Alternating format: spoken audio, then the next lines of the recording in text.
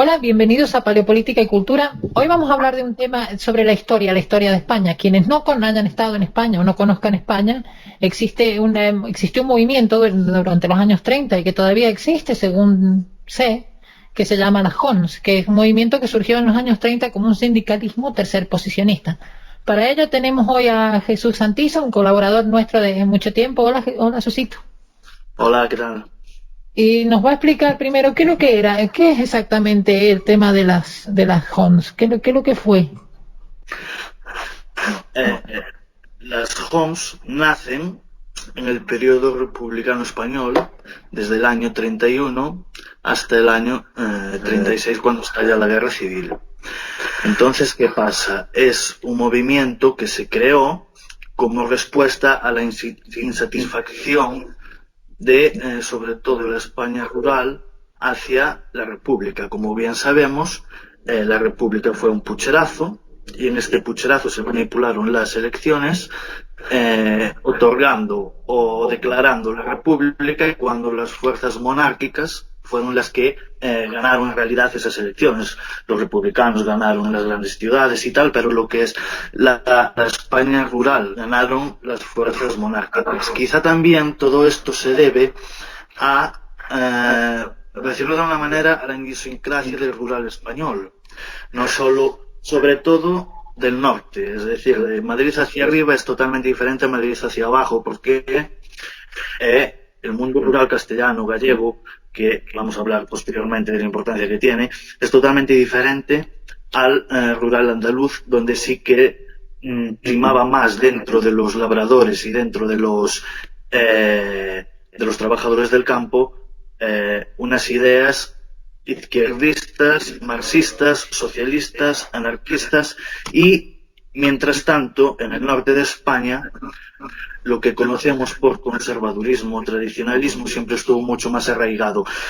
Es una opinión personal, pero yo creo que esto se da por el amor hacia la propiedad privada dentro del rural del norte de España, cosa que sabemos que en el sur, pues que no existía la propiedad privada. En el norte cualquier labrador, cualquier agricultor tenía su trocito de tierra, se lo trabajaba. Abajo eran más bien trabajadores a los terratenientes, es decir, que no había esa tradición. Bien. Claro, Entonces, el minifundio, ¿no? Susito, eran minifundios que se llaman. efectivamente, sobre todo en lo que es la España cantábrica y la España atlántica, perdón, donde arraigados a lo que es la propiedad privada dentro del campo.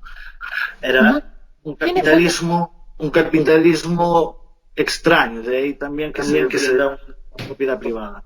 Claro, de ahí viene mi próxima pregunta. ¿Quiénes fueron los ideólogos, no? Porque surgió como una especie de ideología que avalaba toda esta cuestión de rebelión agraria y de una cuestión solidaria entre campesinos y todo esto. Tenía un fundamento filosófico. ¿Quiénes fueron los filósofos, digamos, que empezaron, por ejemplo, que empezaron con el tema de intentar lograr un tercer posicionismo, digamos, por lo que se veía ahí con respecto a lo que eran los poderes hegemónicos de esa época? ¿Qué filosofía y qué filósofos fueron? Bien, el fundador principal, es decir, el primero que fundó los JONS fue Ramiro Ledesma, zamorano, de una familia normal, clásica, de la provincia de Zamora, castellana, pura y dura. Entonces, claro, en el año 31 se fundaron las JONS. Pero había un paralelismo en Valladolid, que estaban las juntas castellanas de actuación hispánica, que se fundaron, si no recuerdo mal, en agosto del 31, que la fundó Onésimo Redondo Ortega. ¿Y qué hicieron las juntas castellanas de actuación hispánica? Hicieron una labor enorme en el campo vallesoletano, y de ahí también después la aceptación social hacia este movimiento, hacia este pensamiento, que fue que Onésimo Redondo, que era para mí es una de las figuras primordiales del siglo español. Era un abogado vallisoletano que en realidad no tenía por qué meterse en nada del tema agrario, porque, a ver, venía de una familia de pequeños terratenientes vallisoletanos y tal, pero no tenía por qué, es decir, era una vida apartada de ese mundo. Entonces, y hizo una cosa muy interesante, que fue incitar a los campesinos castellanos, sobre todo vallisoletanos, a que secundaran la huelga. Eran productores de remolacha y había unos precios bajísimos, y la remolacha en aquel entonces era un producto muy importante, que de ahí se extraía azúcar, incluso también se alimentaba a ganado. Entonces él invitó a los agricultores a presionar a los intermediarios y a los compradores de este producto para mejorar los precios. Y tal fue la victoria de esta protesta, que, claro, aumentaron los precios, los que ellos exigían, y, claro, le era un apoyo moral a los agricultores, y eso es muy importante también. Los agricultores también necesitan tener una cabeza visible a la cual se reflejen. Es que también es una mentalidad totalmente distinta. Y tal fue la victoria, que, claro, al final, porque las juntas castellanas duraron 2 meses, no tuvieron más existencia, y al final se unieron a las juntas de ofensiva nacional sindicalistas, pero eran totalmente diferentes, porque dentro de las juntas había 2 doctrinas, una más católica, otra totalmente atea. La atea era la de Ramiro de Ledesma, más enfatizado, por así decirlo, más italianizado, más quiero decir, que se basaba más en el fascismo clásico italiano que en otra cosa. En cambio, Onésimo Redondo, como estuvo en Alemania, cuando llegó de Alemania, porque estaba leyendo castellano en la Universidad de Mannheim. Entonces, claro, en esos años, como bien sabes, el nacionalsocialismo empezó a subir su espuma. Y él vino embriagado de todo eso, vino embriagado. Entonces, claro, pues, eso no se llamó nacionalsocialismo, que se podía llamar tranquilamente nacionalsocialismo, este movimiento tercerposicionista, pero se llamó nacionalsindicalismo. También creo, esta es una opinión personal, que como en ese momento donde estaba tan metido dentro de los sindicatos agrarios, que, claro, el sindicalismo es muy castizo, muy español, quizá más que socialismo, y aquí, como socialismo ya se relacionaba con marxismo, pues ya se cambió el término, pues para que la gente no se asustara, por así decirlo. Es muy interesante esto, porque dentro de las cosas había 2, unos que eran ateos, otros que eran católicos.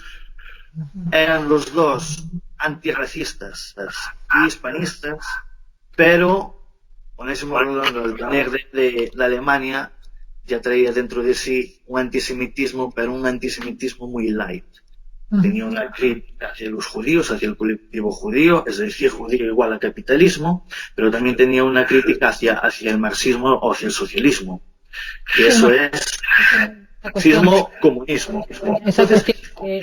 Tengo aquí apuntada una frase, que es muy interesante, que decía: Onésimo Redondo, el comunismo es la herramienta del capitalismo judío para descomponer los estados y después dominarlos. Es decir, esa visión en contra de la élite judía, más que una cuestión racial, una cuestión más bien de la cuestión de la élite económica, ¿no? De cómo ciertos judíos de determinado nivel manejan el racismo nunca existió en el tercerposicionismo por una sencilla razón. España fue un imperio, y dentro del imperio pues había diferentes etnias y todas con los mismos derechos. Es decir, las tribus peruanas o los indígenas peruanos, mexicanos, etcétera, tenían los mismos derechos, porque de ahí salieron las leyes de Burgos que dictaminaron eso, los mismos derechos que los de la metrópolis española. Entonces el racismo aquí no existe como puede existir en otros sitios. Exacto. Ahora este tercer posicionismo, ¿no? ¿Sigue vivo? ¿La JONS sigue existe todavía o sigue? Esta filosofía tercerposicionista sigue viva filosóficamente y como pensamiento. Obviamente, las JONS nacieron en el 31, tuvieron un parón muy grande en el 32 por la Sanjurjada, en la cual también tuvo que irse Onésimo Redondo a Portugal exiliado bastante tiempo, y después, claro, como en el año 34 se unieron a Falange Española por pragmatismo, puro pragmatismo de las circunstancias de la época, pues el jonsismo propiamente dicho duraría un año y medio aproximadamente, tope 2, bueno, según había actividad, pero no había actividad muy grande. Pero como movimiento, como tal, digamos así, tipo movimiento como Antifa, pongamos algo así, ya no existe, ¿no? O sí existe todavía. No. Es tan anecdótico que se puede decir que es totalmente inexistente. Folclóricamente se utiliza mucho el jonsismo por su parafernalia, por su performance y demás. E incluso hoy en día, desgraciadamente, se está utilizando eso para atraer cierto electorado, pero bueno, no existe como una añoranza de un pensamiento que pudo ser algo y al final no fue. Sí, es como cualquiera que haya estado en España habrá visto pintado en las paredes muchas veces fejones, ¿no? Fejones. O sea, que hay como una intención. Pero ahora, ¿cómo lo utilizan ahora políticamente a estos sitios? ¿Se utiliza políticamente el tema del jonsismo? Sí, y sobre todo lo utilizan, a ver, tradicionalmente desde el año 78, el falangismo y el jonsismo, cuando diga ahora falangismo, es la unión entre falange y jons. Entonces el falangismo, ¿qué pasó en el 78? Que claro, los hijos de los falangistas, que en realidad no eran falangistas, llevaban ese nombre porque ya sabemos que durante la dictadura o durante el régimen falangista había un partido único que era Falange Española Tradicionalista de las Juntas de Ofensiva Nacionales Sindicalistas. Es decir, un popurrí que estaban jonsistas, falangistas, carlistas, monárquicos, algún liberal por el medio. Bueno, era un popurrí que no tenía ningún sentido, y a mí no me...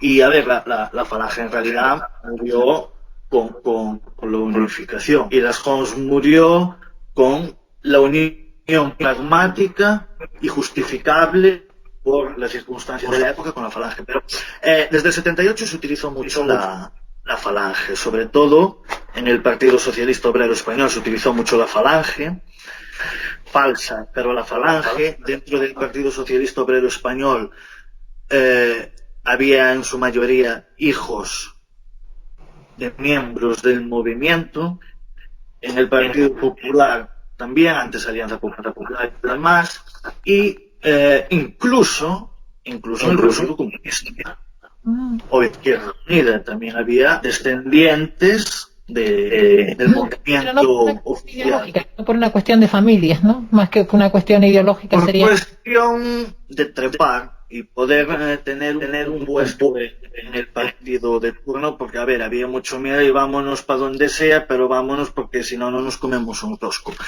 Y lo que es muy llamativo es que desde el 15, que la gente cree, y no es verdad, de que Podemos tiene mucho que ver con el jonsismo, con el falangismo, y eso es mentira, no tiene nada. Porque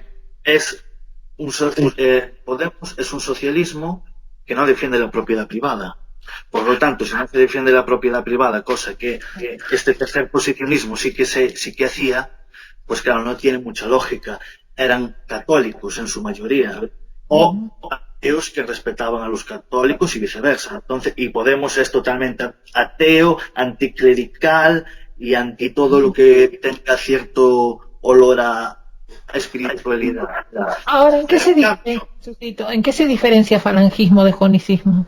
Porque para los que no conocemos muy bien la filosofía tercer posicionista de España de esa época, ¿cuál sería la diferencia, no? Bien.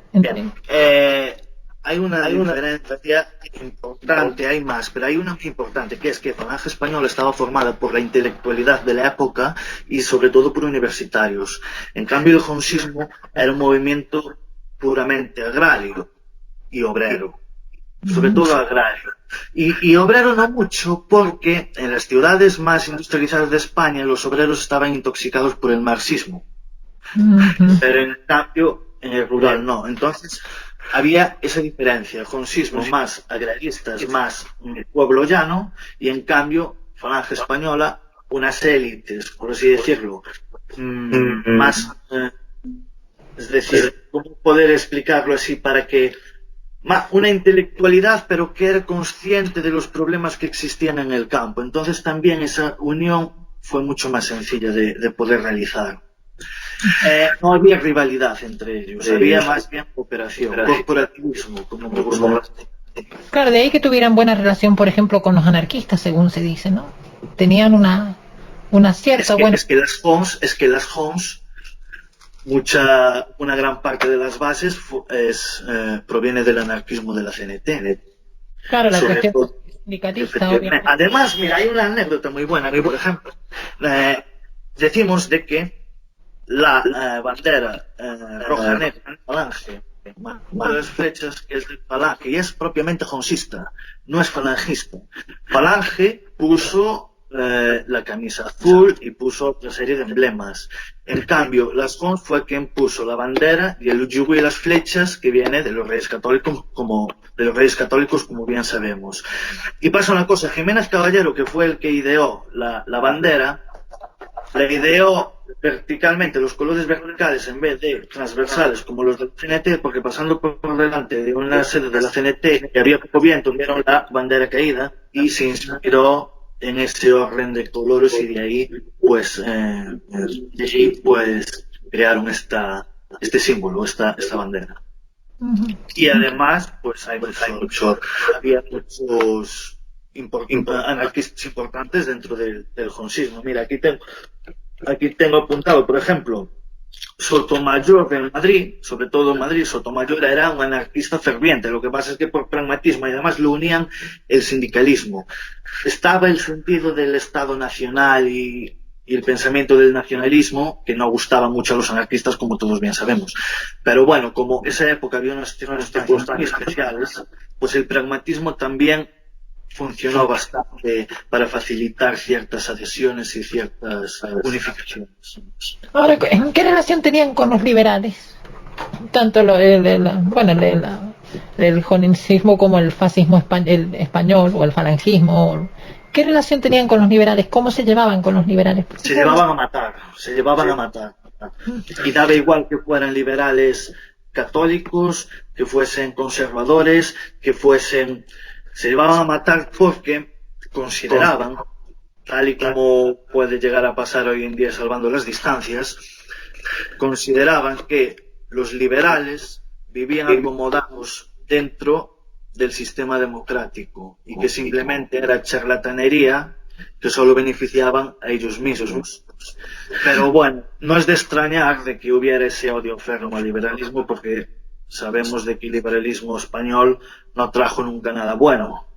Sí, que eso da para otro podcast también. Para otros podcasts, y eso, como ya viene de atrás, se agravó, y bueno, no gustaba porque había clasismo, había clasismo por parte de los liberales al resto de masa social, y había una tendencia que consideraban tanto los fascistas como los falangistas y demás posicionistas que no beneficiaban a la patria. Claro, porque era había un individualismo extraño también. Que de liberales no tenían nada, porque el liberalismo español querían el liberalismo para obtener beneficios, pero cuando las cosas iban mal dadas ya les iban llorando papastado. Es decir, era un liberalismo clientelar y se puede considerar pseudoliberalismo totalmente. Sí, ya para ir cerrando por hoy, quería dejarte la iniciativa, porque se habla del Estado-Nación, ¿no? Sobre todo en España, que por ejemplo gente como Insúa, que ha estado acá con nosotros otras veces, sugería que el concepto de nación, de Estado-Nación, tiende a ser algo más en la izquierda en España, y que la derecha era la que defendía los regionalismos y estas cosas, ¿no? Más que la izquierda. Entonces, ¿cuál era la visión del Estado-Nación que tenía el falangismo y la Jons respecto a ese concepto de Estado, ¿no? ¿Cuál era el concepto de Estado, digamos? Bien, a ver, obviamente yo carezco de los conocimientos de Insua para poder hablar del Estado-Nación, pero lo que sí puedo decir era la idea que tenían del Estado y de la idea que tenían de nación los jonsistas, sobre todo Onésimo Redondo, uno de los fundadores de las Jons. A ver, era gallego, por cierto, ¿no? Era Onésimo gallego. Redondo no, quien era gallego era Montero Montero Díaz, que era de Mugardos, de aquí, de al lado de Ferrol, que decían que era un bruto, que se notaba que era gallego, que era un bruto, claro, era uno de provincias, que bueno, que Onésimo Redondo también era un animaliño, como decimos aquí, porque en realidad los que tenían ese estilo y que tenían una educación exquisita eran los falangistas. Los falangistas eran bastante brutos. Campesinos, sí. Efectivamente, bueno, pues se creía de que España era una nación indivisible, no estaban reñidos con los regionalismos, creían de que era varia y que era plural España.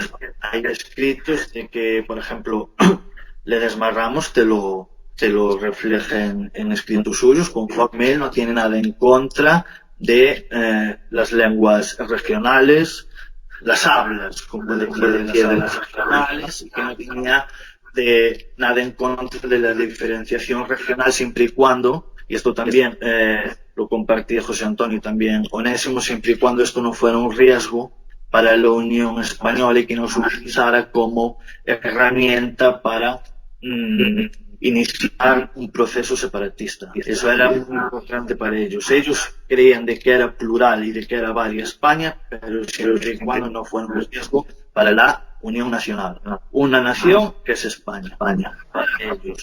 Y el Estado, pues para ellos el Estado era la herramienta en la cual se unifica todo, el todo. Es decir, que el Estado sea como el mando para que todo tenga una, ¿cómo poder decirlo? Para que tenga una armonía total. Es decir, el Estado tenía el papel de armonizar a la nación, que es España.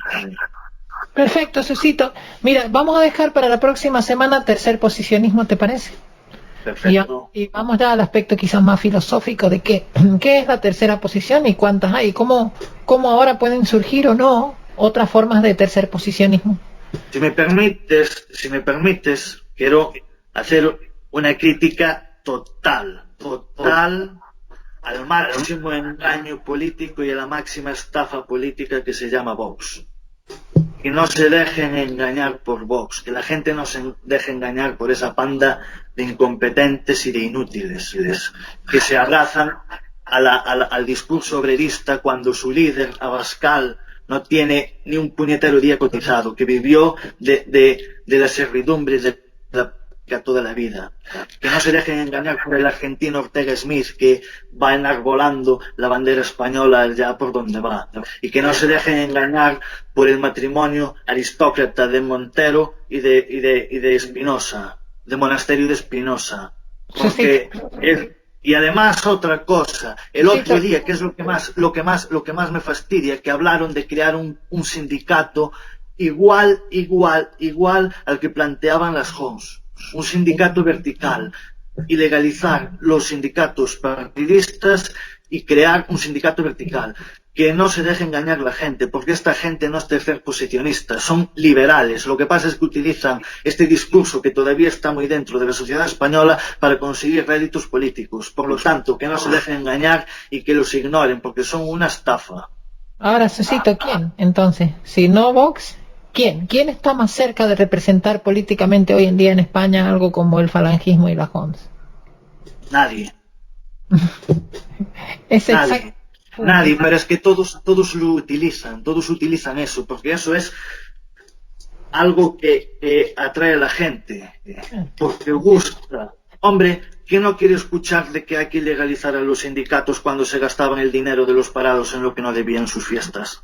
Hombre, eso lo quiere todo el mundo con dos dedos de frente, pero lo que no, pero que tengan un mínimo de entendederas y que desarrollen su propio pensamiento y que por lo menos utilicen el pensamiento de otras gentes que no renieguen de ellos, porque hacen eso, reniegan de las figuras pero utilizan sus doctrinas o sus ideas. Antes utilizaban esas figuras, antes utilizaban la figura de José Antonio, de Ramiro y demás. Lo que pasa es que, claro, como eso quita votos al liberalismo y como quita votos del conservadurismo y demás, se callan como putas y no dicen de quién era. Pero yo recuerdo a Ortega Smith escribiendo alabanzas al Primo de Rivera y recuerdo a Abascal citando a Ramiro Ledesma en un debate electoral. Por lo tanto, la gente que no se deja engañar. Pero también por la demagogia. Acuérdate que son políticos, Susito. Por la demagogia se van a vender a quien sea con tal de abarcar digamos, un sector Mira, más amplio, ¿no? una frase, lo que decía Onésimo: el Parlamento es la agonía de la patria, la Constitución masónica un grillete para, para las aspiraciones nacionales, perdón, y los partidos políticos el cáncer del pueblo como lo fueron siempre. No cambió nada en 80 años, seguimos igual. Bueno, eso es verdad. Se vuelve a repetir la historia, que es a lo que vamos a dejar la semana que viene, ¿no? Efectivamente. Se repite la historia. Bueno,